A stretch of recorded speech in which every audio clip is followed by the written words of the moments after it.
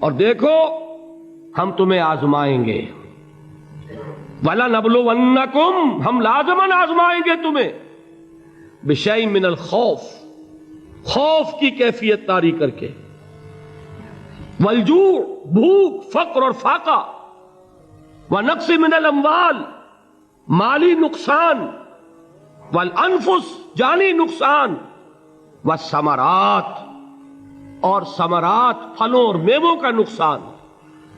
میرے نزدیک یہاں پر ثمرات کا مفہوم ایک اور بھی ہے۔ ایک تو صاف تھا کھجور کی فصل تیار ہے، غزوہ تبوک جانے کا حکم مل گیا، کون اتارے گا؟ اور کھجور وقت پر اتری نہیں، برباد ہو جائے گی۔ یہ ہو رہا ہے نا میووں کا نقصان۔ اور میرے نزدیک یہاں یہ بھی ہے، بسا اوقات بہت سی محنتوں کا نتیجہ انسان دیکھتا ہے کہ ضائع چلا گیا، میں نے 10 سال محنت کی، حاصل کوئی نہیں نکلا۔ یہ ثمرات کیا ہیں؟ محنتیں، محنتوں کے ثمرات کا ضیاع۔ کوشش آپ نے کی، قسمت کی خوبی دیکھی ہے، ٹوٹی کہاں کمن، 2-4 ہاتھ جب کے لبے بام رہ گیا۔ Be prepared. ایک شاعر کے یہ اشعار ہیں، وہ کمیونسٹ تھا، میں نام بھی نہیں لیتا، لیکن یہ کہ یہ اسی انقلابی، چونکہ ان کا بھی ایک انقلابی نظریہ ہے، انقلابی عمل میں یہ سارے مراحل آتے ہیں۔ کوئی سیٹ بیک آیا فرض کیجئے، کوئی ناکامی ہو گئی، تو اپنے ساتھیوں کو دل بندھانے کے لیے یہ فصل امیدوں کی ہمدم اس بار بھی غارت جائے گی، سب محنت صبحوں شاموں کی اب کے بھی اکارت جائے گی۔ میرے نزدیک یہ ثمرات کا جو لفظ یہاں آیا ہے، وَنَقْصٍ مِّنَ الْأَمْوَالِ وَالْأَنفُسِ وَالثَّمَرَاتِ، سب محنت صبحوں شاموں کی اب کے بھی اکارت جائے گی۔ دھرتی کے کونوں کھدروں میں پھر اپنے لہو کی کھاد بھرو، پھر مٹی سینچو اشکوں سے، پھر اگلی رت کی فکر کرو، پھر اگلی رت کی فکر کرو، جب پھر ایک بار اجڑنا ہے، ایک فصل پکی تو بھر پایا، تب تک تو یہی کچھ کرنا ہے۔ ایک مقصد ہے سامنے، انقلاب برپا کرنا ہے۔ ایک کوشش ناکام ہو جائے کوئی پرواہ نہیں، نیکسٹ، پھر تیار رہو ناکامی کے لیے۔ ایسا نہ ہو جو انگریزی میں کہتے ہیں hope for the best but be prepared for the worst.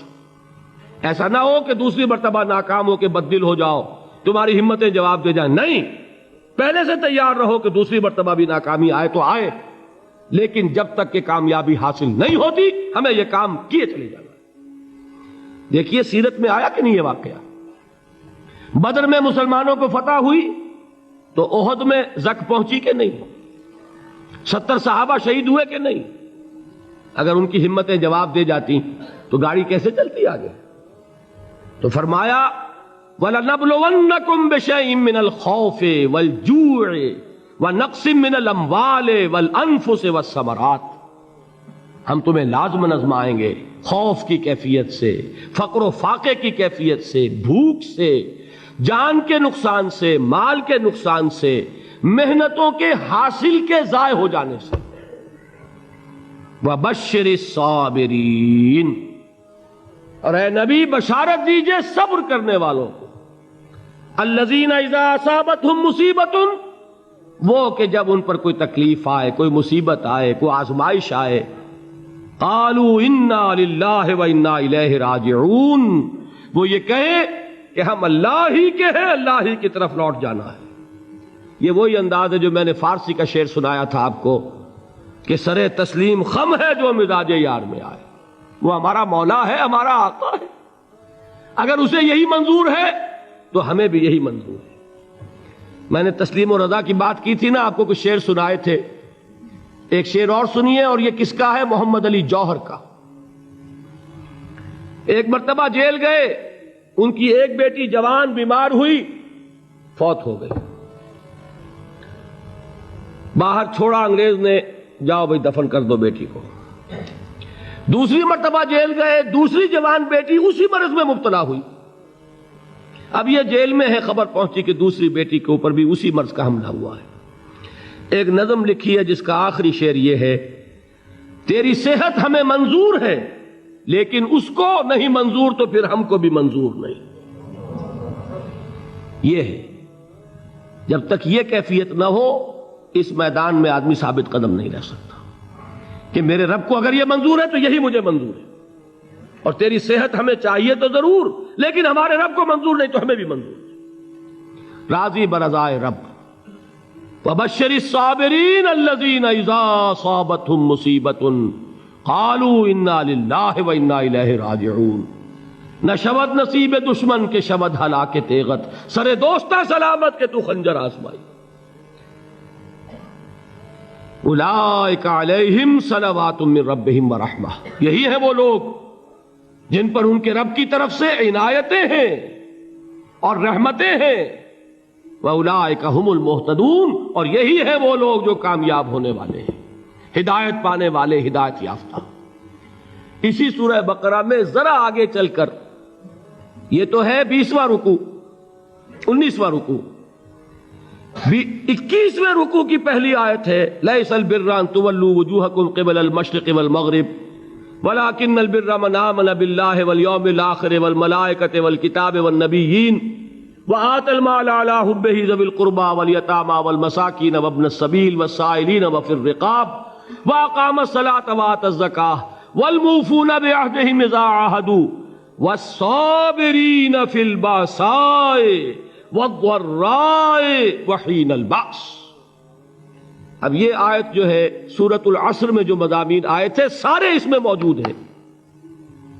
وہاں ایمان کا لفظ آیا، یہاں 5 ایمانیات کی تفصیل آ گئی، اعمال کی تفصیل آئی، اور آخری بات وہاں کیا ہے وَتَوَاصَوْا بِالصَّبْرِ، اور یہاں کیا ہے وَالصَّابِرِينَ فِي الْبَأْسَاءِ وَالضَّرَّاءِ وَحِينَ الْبَأْسِ، اور صبر کرنے والے، اصل نیکی ان کی ہے جو صبر کریں، کس میں؟ جنگ کے وقت، ذرائے، بأسائے، بأسا کہتے ہیں فقر اور فاقہ، واحد آئے گا باس تو اس کے معنی جنگ، اور باسا جمع میں آئے گا تو فاقہ، فقر، بھوک، اور ذرائے جسمانی تکلیف، ضرر، جسمانی تکلیفوں میں صبر کرنے والے، فقر اور فاقے میں صبر کرنے والے، اور جنگ کے وقت صبر کرنے والے۔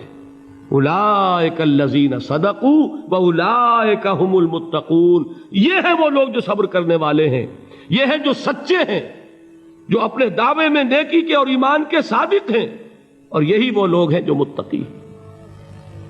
اگلی سورت ہے سورہ آل عمران، اس میں 2 لفظ آئے ہیں، آخری آیت یا ایھا الذین آمنوا اصبروا وصابروا ورابطوا واتقوا اللہ لعلکم تفلحون۔ دیکھیے یہاں صبر اور صابر جو تعلق جہد اور جہاد کا ہے وہی ہے صبر اور مصابرت۔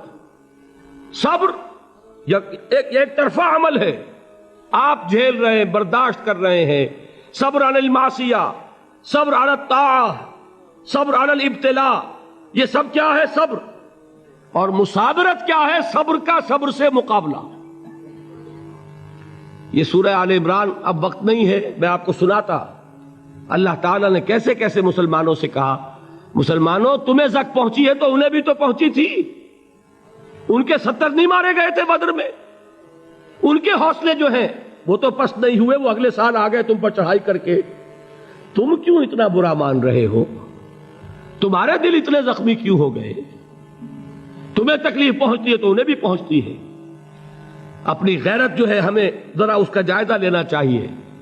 لوگ باطل نظریات کے لیے کتنی قربانیاں دے رہے ہیں، لوگ باطل چیزوں کے فروغ کے لیے کتنی محنتیں کر رہے ہیں۔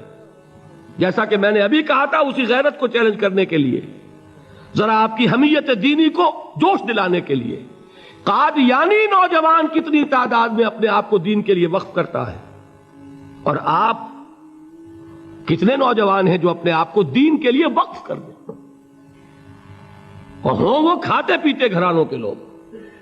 یہ نہیں ہے کہ اگر کوئی اور کام نہیں کر سکتا تو پھر یہ ہے کہ وہ دین کے کام میں لگ جائے۔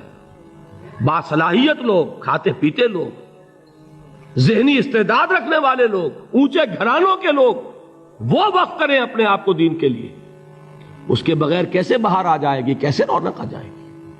تو دنیا میں باطل نظریات والے جو ہیں، یہ بات کہی گئی ہے، مسلمانوں تم اگر توحید کے لیے لڑ رہے ہو، دیکھتے نہیں ابو جہل کو، اس نے گردن کٹوائی ہے شرک کے لیے، شرک کے لیے گردن کٹوائے، اور تم توحید کے لیے گردن کٹوانے کو تیار نہ ہو. اس نے گردن کٹوائی کہ نہیں کٹوائی؟ اور کس طرح کٹوائی ہے؟ کیونکہ بڑا متکبر قسم کا، فرعون قسم کا شخص تھا. جب گردن کاٹنے لگے تو کہتا ہے ذرا نیچے سے کاٹنا، تاکہ جب تم نیزے کے اوپر چڑھاؤ میرے سر کو تو اونچا نظر آئے، معلوم ہو سردار کا سر ہے. وہ بدبخت مرتے ہوئے بھی جو اس کی یہ کیفیت تھی نا، اس کو ذہن میں رکھیے. تو یہ اس لوگوں نے قربانیاں دی، جانیں دی.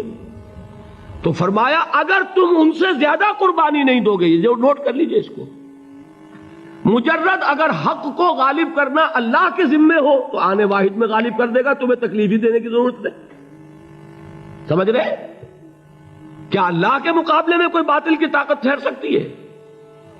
یہ تمہارے ایمان کا امتحان ہے، یہ تمہارے خلوص کی آزمائش ہے، یہ تمہارے امتحان کا ثبوت درکار ہے کہ اللہ تعالیٰ دیکھنا چاہتا ہے تم اس کے لیے اپنی جانیں قربان کرنے کو تیار ہو کہ نہیں، تم اس کے لیے تن من دھن لگانے کو تیار ہو کہ نہیں. اور یہ جان لو کہ اگر کفار اور مشرکین اور ملحدین اور باطل نظریات والے وہ جو کچھ قربانیاں اپنے باطل نظریات کے لیے دے رہے ہیں، ان سے زیادہ اگر تم نہیں دو گے تو حق غالب نہیں ہوگا. انہوں نے جو صبر کیا ہے اپنے باطل نظریات پر، اگر تم اس سے زیادہ صبر کا ثبوت نہیں دو گے اپنے اس حق پر تو حق غالب نہیں ہوگا. اس لیے فرمایا یا ایھا الذین آمنوا اصبروا وصابروا. نہ صرف یہ کہ صبر کرو بلکہ صبر میں اپنے دشمنوں سے آگے نکلو، ان کے صبر سے بڑھ کر صبر کرو. ورابطوا،